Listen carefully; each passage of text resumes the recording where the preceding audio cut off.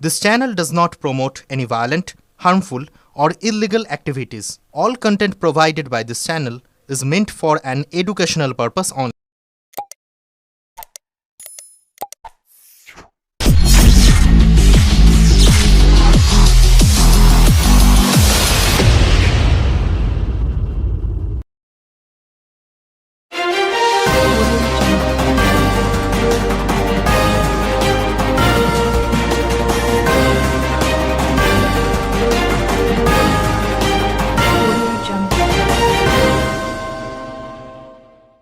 প্রকাশিত হলো মাধ্যমিকের ফলাফল। আজ 2রা মে সকাল 9টায় এক সাংবাদিক সম্মেলনে ফলাফল ঘোষণা করেন পর্ষদ সভাপতি রামানুজ গঙ্গোপাধ্যায়।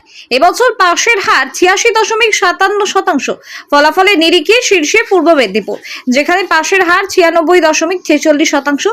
দ্বিতীয় কালিম্পং, তৃতীয় কলকাতা। এবছর মাধ্যমিকে রাজ্যের বিভিন্ন জেলা থেকে মেধা তালিকায় মোট 66 জন প্রার্থী স্থান পেয়েছে।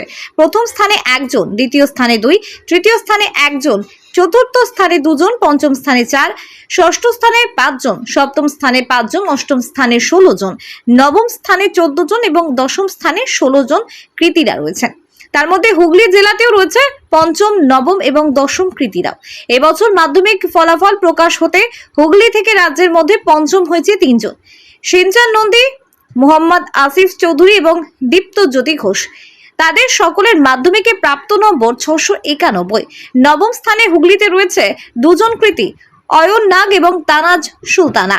তাদের মাধ্যমিকে প্রাপ্ত নম্বর 687। দশম স্থানে হুগলিতে রয়েছে 1 জন কৃতী, অয়ন্তিকা সামন্ত। তার মাধ্যমিকে প্রাপ্ত নম্বর 686।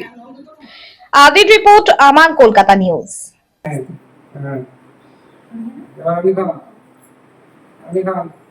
আপনি খান মেয়েকে